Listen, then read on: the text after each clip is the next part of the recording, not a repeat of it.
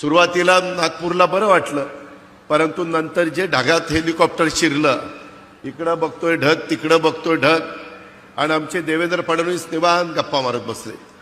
म्हणलं बघा जरा बाहेर काही दिसत नाही, कुठं झाड दिसेना, कुठं काही दिसेना, जमीन दिसेना, आपण ढगात चाललोय, कुठं चाललोय, काय चाललोय. म्हणले काही काळजी करू नका.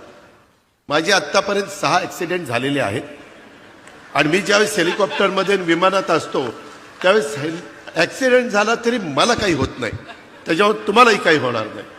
अरे बाबा म्हणलं आता हे काय सांगतोय, एक तर पोटात गोळा आलाय, आज आषाढी एकादशी, सारखं पांडुरंगा पांडुरंगा पांडुरंगा नाव घेत होतं मनात, आणि ह्या महाराजांचं आम्हाला उपदेश चाललेले होते, काही काळजी करू नका. आणि खरोखरीच येईपर्यंत इतके निवांत होते.